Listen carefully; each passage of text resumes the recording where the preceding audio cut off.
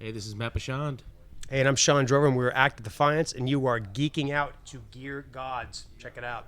What's up, Gear Mortals? Trey, Xavier here, and we are with Act of Defiance, Matt and Shawn on the AXES and Anchors cruise. How are you guys doing? Lovely. Drunk? Yeah, what he said. Well, hey, you're on a boat, so all Boats bets and are hose, off. man. Boats and hose. and hose. Cool. So, how, You know what that's a reference from? I do. Okay. Step Brothers. There you go. So, hold on.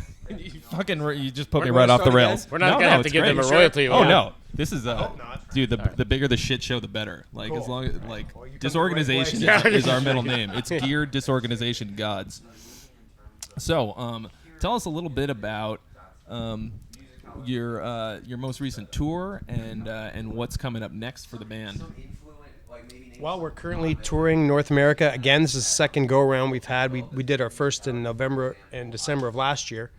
And obviously we're on the AXES and Anchors cruise. We're getting ready to head to Bahamas, which is awesome. And once we get back, we're doing Gainesville, Florida, and then that's it for this tour leg. And then we're going to Manila, right, Matt? We're going to Manila in April, doing a festival over there, and the Philippines. It's going to be great. And we're going out with Hatebreed in June. And we've got some other stuff that's brewing as well that we're going to, once it's finalized, we're going to announce it. But We're trying to fill in the schedule and Yeah. stay as busy as we can throughout the year. yeah, we're keeping pretty busy in support of this record. So we're off to a really good start. Yeah. So it's a seriously crushing killer record. Thank you. What's obviously you're like you said you're still touring in support. Have you been working on material for a follow up? I've got a couple of ideas. I know Matt's got some stuff as well. Nothing that's into a complete song at this point. I have a bunch. When I get, I've done it the same way for 30 years. I have a bunch of ideas. When I get inspired, I record them, and when it comes time to put together songs, I'll have 40, 50 different ideas, and kind of putting the pieces of the heavy metal puzzle together, and that's how I formulate songs. But once we finish this tour leg, we'll be home in about a week or so. I'm going to start getting that stuff together, and I'm sure Matt and Chris we're kind of formulating a game plan and a plan. A game plan. A game plan. Because we don't want to wait around too long between records. We want to keep this thing going but still tour to support this record as much as we can, but start to gather ideas for the next record as well. So Great. So the first record, Matt, you came in after the songs were mostly already written. Is that right? More or less, yeah. So it'll be a little bit different now that you'll be able to fully collaborate, all four of you. Yeah, that's the really exciting part about it. I mean, the record is as great as it is and as well as it came out in such a rush job that really got thrown together so fast.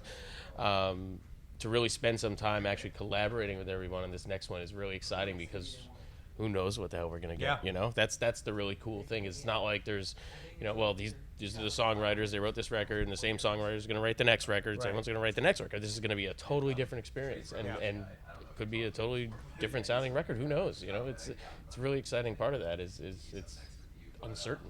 Yeah. Well, so I remember reading in an older Shadows Fall interview you talking about how you enjoyed playing rhythm guitar because it sort of glued the songs together. Right. So now that you've transitioned to bass, how does that fit in? Is it do you feel like you're filling out the same role to a certain extent? Well, I think it's very different. I mean, obviously the gluing things together part is obviously part of that and just being the foundation. But what I notice, especially in a lot of metal stuff, is that bass players tend to just play the 4-string guitar and they just mimic what the guitar player is doing. It's exactly the same part, exactly the same riff. But I try to think of a bass as a percussion instrument. It's more closely related to the drums than it is to a guitar, really, as far as how it should be, work around the riff, not just play the riff, and work with the drums to really have that percussive backbone. So I really, and that was something new for me too, of writing that kind of stuff, because it's just, it's completely different. So that was kind of a challenge and it was fun, but now I'm really in the zone. I feel pretty good about it. I'm having a lot of fun doing it. Great. What kind of stuff are you playing in terms of gear on the road, and what did you play in the studio? Playing Ligator basses. Studio was simply a Sans amp, direct, and DR strings. Very, very basic setup. Great. How about an amp on the road? I am just bouncing back and forth. I have a little portable Gens-Benz head that I've been using lately, and cabs that I can borrow from whoever or rent. I mean, seriously, I really don't have any bass gear. I have very, very, very little. So that's kind of next on my list, is to really shop some of the amp companies and really investigate, the product and try to lock something down that's really nice. Dark Glass has a brand new amp that has their dark glass bass pedals built into it, and it's like a tiny little super powerful amp. You should check that out. I will. I'm unfamiliar with that. It's brand new. I just saw it at NAMM. It sounded pretty great. I don't work for them or anything. I'm not like. I was gonna say, can you hook me up? No, I literally just thought of that as you're saying it, because it's brand spanking new. I don't know if anybody's heard it except for 10 people at NAMM. Anyway. So, Shawn, basically same question. What kind of any new gear that you're using that's different from what you've used in the past, or just your new setup that you're playing on the road? The setup is the only thing that's really changed. I used to have 2 kick drums, 3 tom configuration, 2 floor toms. I just scale back 1 bass drum and 1 floor tom, so I just have 3 racks, 1 floor, 1 bass drum. But it's nothing has changed stylistically. I just found that I just wanted to do something a little bit different. That's all.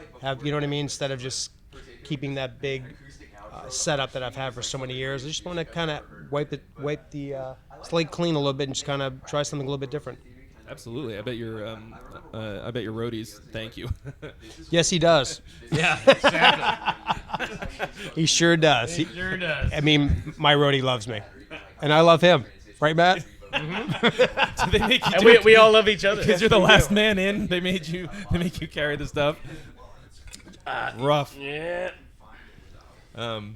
Great. So That was awesome.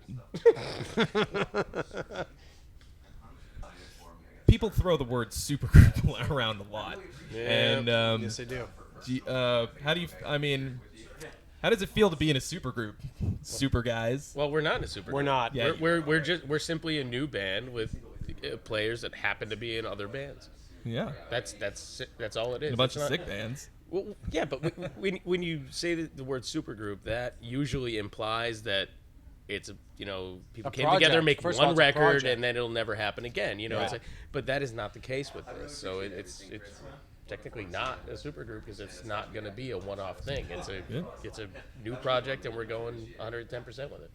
Perfect answer. So the short answer is that you don't like being called a supergroup because Not at all. that's This is a real band, man. This Yeah. wasn't put together. Oh, let's get Matt from that great band. It wasn't like that at all. Yeah. It's like Chris and I tried to find the best musicians we could that were available. Really, right? I mean, Matt had stopped touring with the Shads. And it was just a matter of coincidence. I found out that Matt wasn't, he wasn't touring as hardcore as he was for 20 years. So I'm like, actually Zeus is one of the guys. Our producer, Chris Harris, we call him Zeus, was one of the guys. You should, maybe talk to Matt. I was like, wow, what a great idea. And so I just hit him up. But this is not a project. This is a full-on band. We're touring for the record. This is not a one-off thing. With respect to what we've done in the past, we're not living in it. This is a new thing, and this is something that we're going forward with. We're not dwelling on what we've done in the past at all. great. So That's the best way to look at it. Cool. So I'm gonna backtrack just a wee baby bit. So I'm just thinking about, since you were saying now that the new songs are going to obviously be a lot more collaborative since you've got a full lineup ready to go. How did it work for writing the songs on the record? How did that work? Was it you saying you had a lot of ideas and stuff for a new one? You're doing a lot of the writing initially too. yeah, because it was only myself and Chris, we decided to write half the record each. I said, you write 5 songs, I'll write 5 songs. This is before Matty was even in the picture. Yeah. When Matt came into the band, the record was written. Yeah.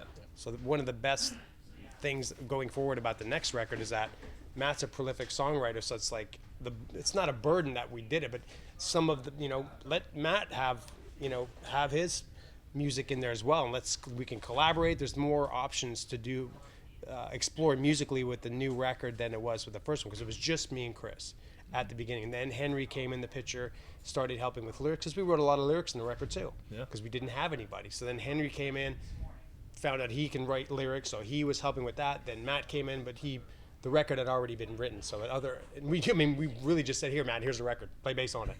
I mean, that's what it was. But it was more like, all right, right around the riff. So I did get, which was kind of fun. So I did get to, some things were in place, but I did get to write a lot of bass lines around things, which was pretty cool too. But it was just kind of there. I was like, all right, well, I'll take that, and I'll kind of do this.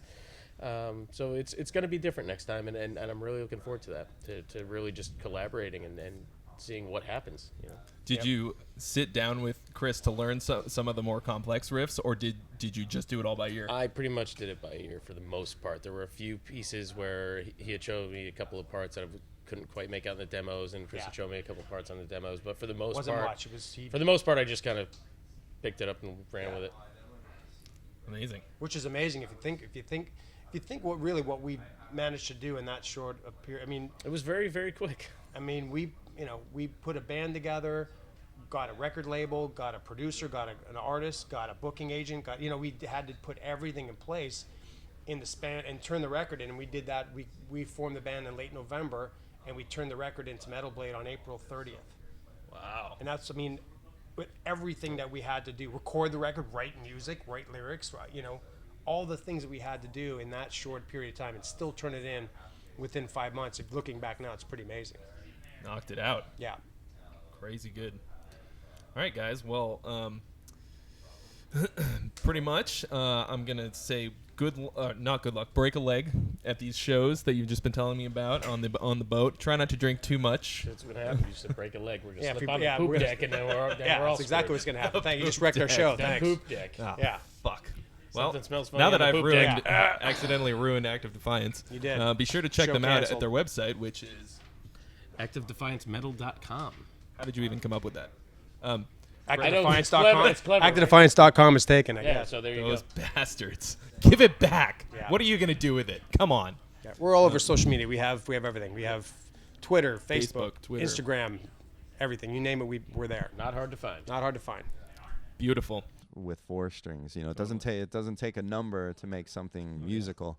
But for me, the reason why I do like 7 strings so much is because